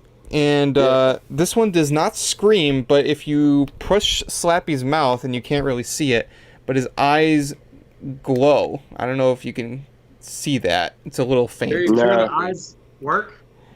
Yep, they do work. It's very faint, but they do work. And I remember this was actually one of the first Goosebumps books I ever got. Goosebumps anything was actually this book. It was at Half Price Books, and I remember the first day I went to go buy some books for my collection to start out. This was one of them. So I guess I can say I was pretty lucky on that front. You could read all 3 Slappy books. Exactly. And then there's Monster Edition 3. We all know what our first books were, but Austin, you're new to guest appearing on this podcast. I know you have your own. I've watched some episodes. I started watching yours too. But what was your first Goosebumps book? Do you remember? My first one was definitely The Werewolf at Fever Swamp, like, for sure. I got it from my mom got it for me from a yard sale. She got that in Night in Terror Tower from my neighbors, and I remember taking it home. I couldn't read yet, but she literally showed me kind of the rudimentary basics on how to read, and I taught myself how to read on Fever Swamp. That was actually the first book I ever read in my whole life, so that's a little fun fact. Yeah. Wow, that is pretty cool. Yeah, that's awesome. And then a good we book have to start with. That's one of my favorites. So we have. I love that book. This book. Yeah, love that book. The Fright Light Edition. Now this was it's not considered part of the Monster Edition series because there was only 3 that were labeled Monster Edition, but this is basically Monster Edition 4, and it had 3 camp-related stories: Camp Nightmare, Camp Jelly Jam, and Ghost Camp. And unlike the one I have right here, this was supposed to have a light that's attached to the book, and you can use it to read in the dark. So if you're on a camping trip, you can read 3 Goosebumps books in one. which is pretty cool. Oh, But yeah. no, these collections, I mean, they're, like I said, they're not super rare, but they're super neat. And eventually there would be reissues of those, including the Living Dummy collection, the Monster Blood collection, and eventually there was even the first 3 Tales to Give You Goosebumps in one book. Campfire collection, I think. Campfire collection, that was basically... Some of them were reissues of these books, so like Frightlight Edition was reissued later as the Goosebumps Campfire collection, because it was the same 3 books. Because it had the 3 same books in it, yeah. Yeah, and then Monster Edition 3, I forgot I actually didn't say which books were on here, but had 3 ghost stories. Ghost Next Door, Ghost Beach, and The Barking Ghost. Now this one's actually a reprint, so it has the 2000s covers on the back, but it's a reprint of Monster Edition 3. Yeah. Yeah. It does still... that one with the using those covers. It did still scream, but the voice box is dead. But even for a 2000s print, it did still feature Curly on there, which is it's okay. You can always do the scream for your book, apparently. Just hire Little John to hang out in the room, and every time you open the book, he screams. Now, did you guys ever hear of the Goosebumps Horrorland Write Your Fright book? Yeah. Yep. So that was a book that was released around the time of Horrorland. In fact, I'll grab it really quick. And it had, you can push the button, and you open it up, and you can write your own endings to the Horrorland books. So this was released as part of, like, book fairs and stuff like that. That's where I got mine. But yeah, they would have excerpts from, like, Revenge of the Living Dummy, and then you can write in your own endings. So it says, like, write your own conclusion. What is the monster that grabbed Brittany, and will she make it to the park, or does the fun stop there? And then you write it from there. That's cool. Yeah. Now, I actually remember seeing that in a Scholastic book order when I was a kid. Mm-hmm. You know, like, school, like little magazines that they used to have. Man, we never got that here. We never got it. I know of it, but we never got it. Yeah. No, I got mine way back when, but it was always something that was pretty interesting to me. Those those setups for those endings, though, sounded a little bit more adult book. I don't know what's happening here. Does the fun stop there, or is he gonna grab her? Yeah. Oh God. Now, Austin, you have a lot of interesting Goosebumps collectibles. What are some of the things in your collection that you got? All right. So I can start from the tip of the iceberg and work the way down below the surface, because not a lot of people will know a lot of this. But I actually have pulled this out just to kind of show off a hardcover I have. I know there's not a lot out there, and it's a funny story, but I have a Welcome to Dead House hardcover that I think only 3 exist. And it's a weird story behind this, but I found it on Etsy. And this author who wrote a book that kind of wrote like a fanfic of Karen from Welcome to Dead House, in it, I guess, made under the thumb of Scholastic and like paid out of her own pocket. So these are legitimate bootlegs, live and in color. And it has the you can't really see it, but there's images of the show on there. It's very faint, but like I guess she was a fan of this old 90s purple and blue.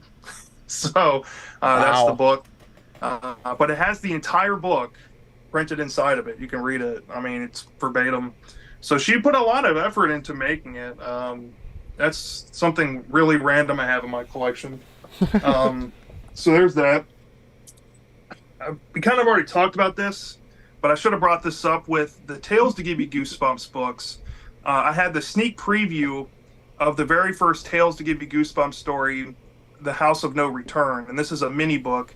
I would honestly say that this is the rarest Goosebumps book in existence. Probably. I mean, good luck finding one of these. I think I saw one on eBay recently listed for $1,000, and I think it sold for a best offer, probably like $800 if I had to guess. But Jesus Christ! Whoa! Yeah, That tiny little thing. this little thing, man. If you want every single book ever made, this is this technically Not is a the book. side, So there Mike. you go. If you find that at half price books, I will be very upset.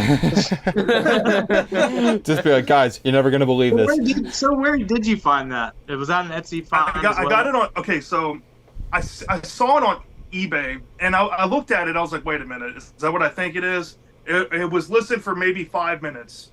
The guy had it for $50 or best offer. I immediately shot him. I said, hey, will you take 40? He said, yeah. You I shot bought it him? for $40. Well, I didn't shoot him, but I shot him an offer.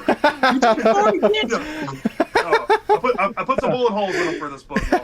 Yeah. Oh man, That's awesome. you have to get like a little miniature sleeve for it, like a I know. miniature I'm one. trying to get something perfect for it. I mean, it's just kind of hard. It's actually a little bit taller than the Haunted Library books. Can't really tell, but it's like a good inch taller. So, Yeah. trying to figure Wow. out what to do with Get that. like a custom acrylic case for that or something. I know. I'm gonna have to get. I thought about getting maybe like a trading card sleeve, like a thicker one, like the Yeah. durable ones. And Yeah. try to put it in there. But yeah, that's probably my rarest thing I have book-wise for Goosebumps. But I do have some really cool things. I have 2 English second language books that are found throughout the world here. We have a Welcome to Camp Nightmare ESL book. This is from Germany, and they actually put the cover art here, and it's printed in English with the whole story, and it's designed to teach Germans how to read and speak English, right? Interesting. But this one is more interesting. This is Stay Out of the Basement, which is Edgemont Easy Readers, and this was like I think a Denmark book, and it has an all original cover, and when you open up inside, it has original art inside of That's it. really cool. Oh, cool. Yeah. So this, you can actually find this online relatively easy. I have the ISBN if y'all need it, if y'all want to track one down. But the art in this is really cool, man. You see like parts of the story where it's like Margaret and Casey, and the art's wow. pretty, and it shows you the words and everything. Wow. There's a trivia section at the end. Here's Dr. Brewer with the axe. Oh wow. Wow. Cool. Yeah. That's really neat. Really Yeah, fun book to have in your collection if you don't. So Yeah, that'd be See that. awesome. But no, and if I'm not mistaken, you were able to find some of the I think some of the comic adaptations of Goosebumps stories. Oh yeah, the FBX comics. I have them right here for you. I actually have the Fun Day Times ones, and I have a whole little collection here of these, but I'll just show them here as well. Here's FBX magazine, right? And this is a UK magazine. Sorry about that. It was 99 cents, or I guess pounds back in the day, or pence, whatever it's called. Yeah. And inside of the magazine, on like the first or second page in each issue, there's 2-page Goosebumps art that is only found in this magazine. And there's, I think, 50-something issues, and they did some regular books truncated into 2 pages. Most of them were short stories, but here is My Harry's Adventure, as you can see. Mhm. And some of the original art I have on my wall. I have Don't Wake Mummy. I have Dr. Horror's House Video. I have The Werewolf's First Night, and I have You Gotta Believe Me. There's a Perfect School on eBay right now for like $300 if you're looking to get one for your collection. Perfect School. That is really cool. Love it. Yeah. But I got all mine for less than that, so I've been trying to haggle with this guy forever. He's not budging, so best of luck there. No, I remember you So- posting the FBX comics on Twitter, and just it was like, whoa, these are like really cool. Yeah, Whoa. FBX comics, man, they're some of the most niche things you can possibly collect in Goosebumps, I would say, because like I said, they're 2-page truncations. But the artwork is actually pretty nice, and these are relatively oversized, just so you know. So if y'all try to buy these, this is actually issue 1 here. And this features Egg Monsters from Mars in it. There are some of them that come with inserts. I think one of my good friends just bought issue 1 with an insert that had a pin on it. So yeah, keep that in mind when you're buying these. If you're like an insert, hoarder or something. But here's the last one I have that Bart Simpson. Nice. And this one I think has the Werewolf's First Night in it in color. Yeah. But, No, and that's now, really cool. now, here's probably next to that mini book, the rarest thing I have in my collection. Okay, might have to pull these out for you to see. I think I have a short on YouTube if you want to see what they kind of look like. Mm-hmm. But here, I have Fun Day Times.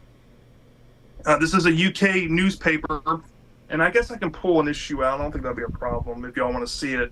But in these issues, I think there's like an 18 or 19 issue run. They did an adaptation of Night of the Living Dummy 2 in A Night in Terror Tower in comic form, and came out in like weekly Sunday papers. And I have all the issues here collected together. Yeah. Wow. Did you post them on Twitter? I have all the image on a dossier file. I can upload them wherever. I'm actually trying to get a bunch of this rare stuff put on like archive and stuff like that. Yeah. Slowly but surely. We could probably throw up but a few. We do have all the. Yeah. Yeah. I was But gonna say, I can pull out an issue. did you get it all as a collected set at one time, or did you have to track all of it down?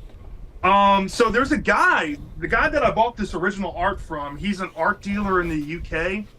He actually told me and my buddy who was buying some of these that this Fun Day Time stuff exists. And he had 2 sets, newspapers, and he had a full set. I bought the full set, and somebody else I think bought the set just missing 1 paper. But yeah, this was like 3 figures. It was 3 figures to acquire these, but you know, it's just, you know, my whole collection. I'm trying to build a story archive of like everything. I'm even printing off online exclusive stuff to put into binders and stuff. But this is one of my most prized possessions in my collection. It's so big though, you can't fit it on a bookshelf, so you have to like stack it on top. But yeah, love that. Oh, That's awesome. That's really cool. I didn't even know about those. I mean, that's how. Like I said, like this stuff is. I have gone down the rabbit hole, and I've pretty much tried to get everything here. I've already showed you these off camera, but I have these Piccoli Brevidi. Now inside of both of these, there's actually like previews of the Haunted Mask in this one, and there's a preview of Cuckoo Clock of Doom. But in the second one here, they have an Italian exclusive story inside of it. I think it's called The Sunset of Fear or something, and it's written in Italian. You can only get it in this book. And there's also exclusive cutouts that I've never seen anywhere else in these magazines too. I guess I can pull one out to show you what they look like. But yeah, these I've recently got, and I'm currently paying for them. We were just talking about that, ironically. Killer, man, but Savior and a killer at the same time. All right, so this is the first book, for example, right? And you open it up, and you get a bunch of artworks and cutouts. You got this stuff in here. that's cool.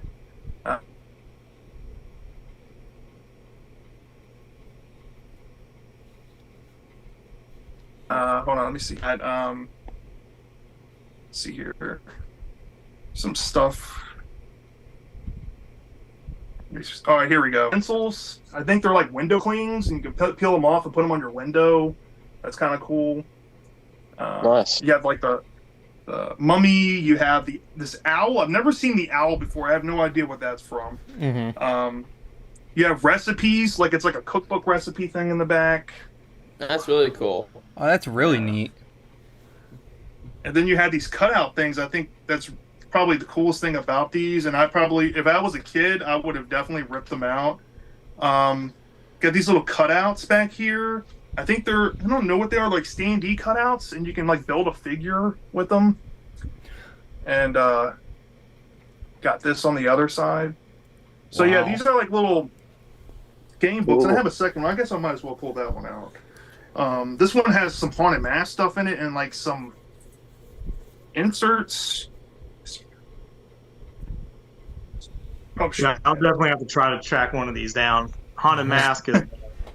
So it came with a sheet. It came with a sheet sealed, and I don't know if you can see, but it's like translucent window cling things again, but they Oh. have the horror finger. They have Why I'm Afraid of Bees Kid. They have some spiders, and I have no idea what that is. Like Plant Dude, but you can kind of see them there. I don't know, maybe. Yeah, I can't really. Looks like a white piece of paper to me. It's Doesn't show barely, up well. it's like barely visible. You have to be like really up close to see it. My window clings are invisible. Yeah. You got like little cutout bones. You got this preview of Cuckoo Clock of Doom. Let me see what else we have in here. So Italy got these whole Goosebumps game book magazines, and we got the Shaft. We actually recently it was discovered that the U.S. was supposed to get a Goosebumps magazine in 1997, but it got canned. And apparently, Mark Nagata was going to do the cover of the first issue, which is kind of sad we never got to see. But he drew Curly, and the art's out there on Twitter. Yeah. But you also get this cool little cutout thing. I don't know. I think this is like a convertible pin box or something, or you could put your bones in there. It's like a Piccoli Braviti cutout box that you rip out of the book. Oh. That is But yeah, really that's cool. something that I think Bjorn has, should probably have in his collection because, this stuff is just super. I'll have to I get know on the stuff back like you got that. the Haunted Mask art that I love. I love having Haunted Mask stuff. So. Well, looks so doofy, Nick, it's you like, gotta get that one. I know. That's why I said I'm gonna have to find it, track one down now. Oh man, you gotta get the Scary Caps one too. That's one of the rarest Goosebump items. The Scary Cap folder. That was expensive. Yeah. Yeah. Now I don't really know hard to get, 'cause it's how. only available in New Zealand. I don't know how rare this book is, but I know it's a little harder to come by. This is a How to Draw Goosebumps book that came out in the late 2000s. And I remember this is one I got in a Scholastic book fair, and I don't remember. So Ron Zalme is the guy who did these illustrations of Goosebumps in the 2000s.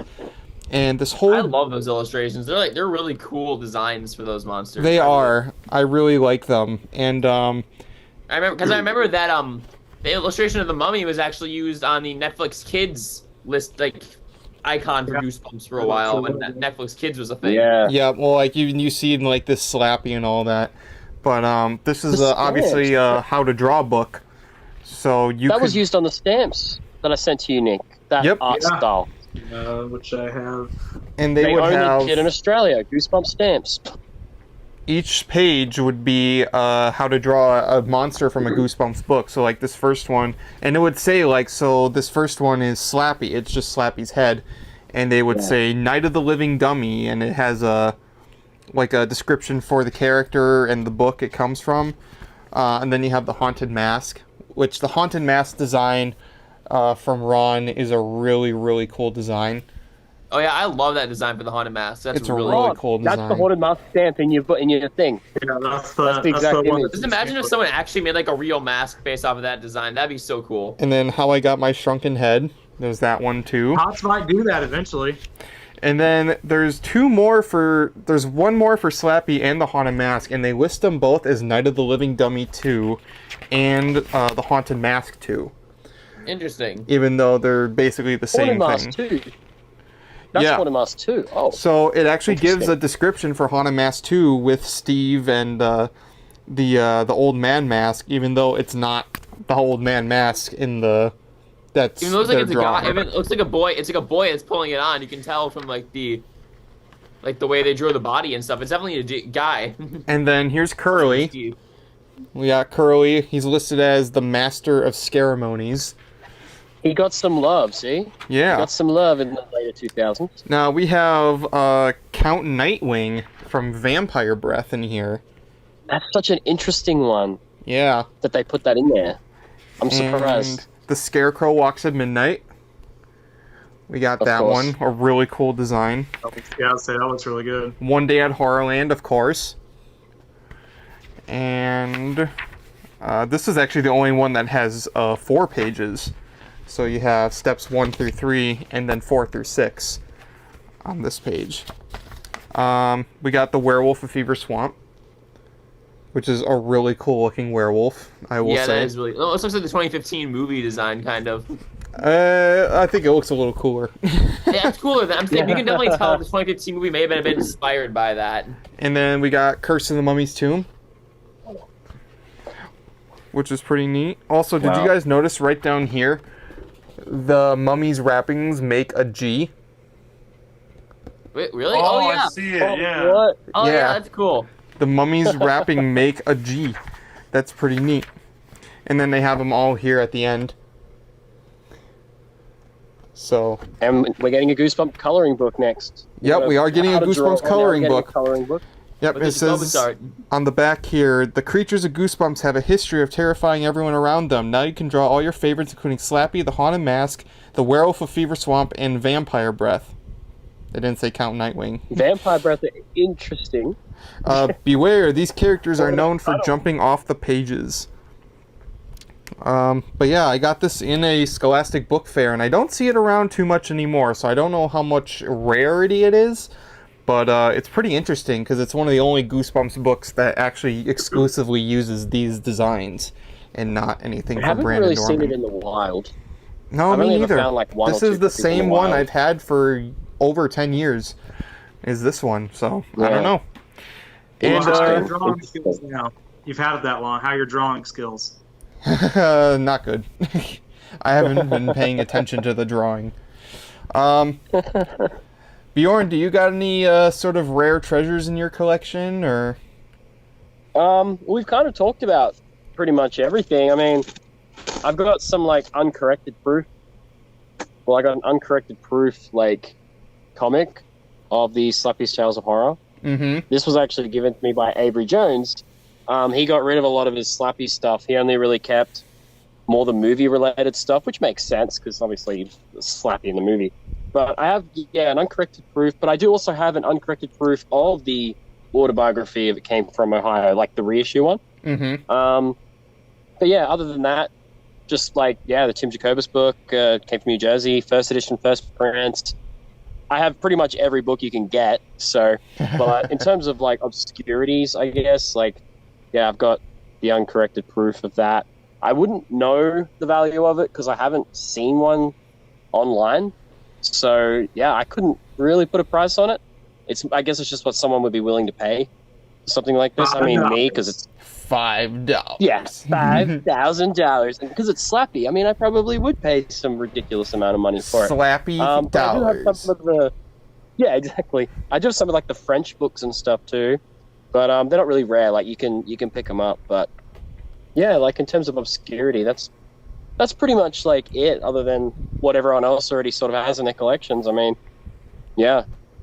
Well, I guess then the best place to end off is a book that very recently has become not so rare anymore, but we can at least talk about when it was rare. It's The Art of Goosebumps by Sarah Rodriguez. Now, this book recently got a reissue. It's at the very least, it's been put back on online retailers, so you can probably get yourself a copy now. But for a while, it was actually very, very hard to do because this book was pretty well anticipated. This is, for those who don't know, this book has everything from Tim Jacobus, basically a bunch of trivia, a bunch of unfinished sketches of Goosebumps covers. So just randomly opening a page, here we have Phantom of the Auditorium. So not only do you have the full color version that was previously only really seeable on like the Goosebumps wiki, but you even have like previously unreleased sketches of what it could have looked like on the original book. And you even have like R.L. Stein's like commentary here, or even stuff like that. But this book was highly anticipated, and once it came out, it was around for a little bit, and then it just kind of disappeared. You weren't really able to find a copy. I was actually able to find my copy before it was officially released, because apparently some comic stores, like graphic novel stores, actually got some copies early, and they had them on the shelf, and I was able to find a copy of this at a local comic shop. So I got mine like a week before it actually came out to the public, which was pretty neat. Nice. What? No. But even looking at like Welcome to Dead House and the original sketches for that, like here you have one that's I can't get too close because of the glare of my light, but you can see like this one had a different angle of the house, so it was much more of like a tower-ish kind of house. But it's really cool, and there's one for every single book, and you get to see all the different kinds of, you know, drawings that could have been for each book. And they even talk about like stuff like Series 2000 and even some unreleased stuff like Incredible Shrinking Fifth Grader, which I'm flipping to right now. Yep, right here. So many people found out about Incredible Shrinking Fifth Grader through this book, and it even has some unreleased sketches, and it even says right here, The Adventures of Shrinkman, because that's essentially what the book turned into. It even says right here, on November 14th, 2017, R.L. Stine confirmed on Twitter that the plot for The Adventures of Shrinkman had evolved from The Incredible Shrinking Fifth Grader. So, Wow, there we go. yeah. Fifth grader grew up. And we even get Goosebumps Gold. We get info about that's so Goosebumps cool. Gold on here, including previously unreleased sketches. So like this one right here, as you can see, was like the haunted mask being put on like a blank white face, which is pretty neat. And then this one was almost like she was pulling off both the mask and her skin at the same time, which is really creepy. For him doing all digital on those covers, those look absolutely amazing. Oh, they look I should say incredible. that. They look amazing. It's absolutely incredible. And even then, this book went out of the way to actually make mock cover art, like mock covers of Goosebumps Gold, right here. Like, I mean, yeah. it's kind of neat. We don't know if that's what they would have looked like, but it's pretty cool. We even got The poster I have of the Haunted Mask Lives, from my understanding, is the only one in existence, but it's supposed to have been what the cover was supposed to be. yeah. Because this is when Goosebumps Gold was still supposed to actually be in progress and everything like that. So what it shows in that book is what it's supposed to have been. I mean, I don't know how well it's going to appear on here, but I mean, like, you guys have seen it, you know, when I got it. But Yeah. But and then That's here they have amazing. Goosebumps live on It's definitely stage, one. so you get to see all the promotional art, and even down here, Goosebumps Alive, which I don't know if anyone remembers that, but it was a show in London in 2016, and they had two different tracks on it. One was for kids, and the other was actually a more adult version of Goosebumps that had like much more intense adaptations of the original stories. And then you had Tim's work for the movie. There's the book with Jack Black on it, the cover of the soundtrack, and then this bit of promotional art. And if I'm... So you said more adult Goosebumps. I was like, oh, is this going to be more like Disney Plus adult version of Goosebumps? Is this going to have affairs and wokeness all over the place? Or is it going to be like adult Goosebumps? Wink, wink. Charlie Beth is now a slasher. I thought you were going to say something man. else. Oh, she could be something else too. Yeah, I don't know. You don't know. You never know. But yeah, but like I said, are so they this now? one was considered a rare book for a while, but now it might not be anymore. So I would still say if you can, grab one if you can, because Yeah, they're still out there right now, but I remember when I went to the convention to meet Tim in person and get the book signed, he had a few copies, but he told me, he was like, even on this original run, he's like, I can't believe you got one. I was like, well, I pre-ordered mine on Amazon when they first went up. But then after that, you know, they weren't on there very long. So I didn't think I was even going to get it, and it showed up on my doorstep one day. Like, I didn't get a shipping notice or anything. He's like, yeah, it's because for whatever reason, not as many got printed like they were supposed to, something with the publisher or the printing service or something at the time. And he didn't know if there was ever going to get another release. So what he had in stock of his own book was only like, I think he said he got 50 or 100 books for himself, and that was it, to sell at conventions and have signed and stuff. I was like, well, that's shitty. Yeah. It's like, imagine your own book, Yeah. dude, and you're only getting 100 of it. It's like, Yeah, That sucks. crazy. So, when he But told us on the podcast that he was on with us that they were going to do a reprint, I made sure to go tell people, I was like, don't pay those freaking scalper prices, bros. It's like, it's no reason to pay $300 for this book. It's going to be reprinted. yeah, and here we are. Yeah. So hopefully no one did. No, they did. There were some that were like, dude, I literally just bought this last week. Why couldn't you have told me? I was like, we just found out. Yeah. I was like, I don't know what else to tell you. But anywho, well, I think that's going to be it for tonight's episode of the Goosebumps Crew podcast. I want to thank Austin for joining us tonight, Goosebumps Completionist. Thank you for coming on and showing us some cool stuff from your collection. And Yeah, no problem, man. I always got more stuff. If you ever want to, talk more about some stuff, I'm down to do it. I got a big collection. Like I said, I'm working on a whole archive.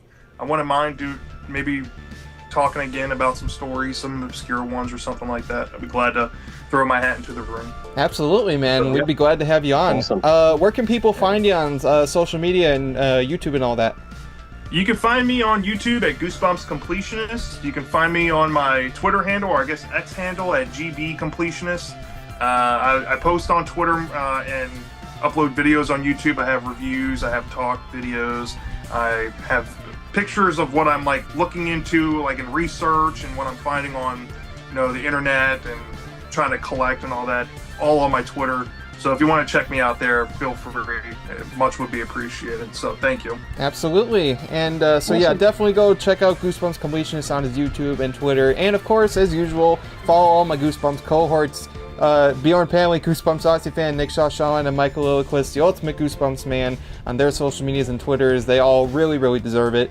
And of course, give us a sub over here at the Goosebumps channel if you want to keep up on future episodes of the Goosebumps Crew podcast and future Goosebumps videos. We got plenty more amazing episodes in stock for you, including some more guests coming on the way soon, so you guys are not going to want to miss any of that. But until then, for all of us here at the Goosebumps Crew podcast, we're going to wish you all to have a very scary day.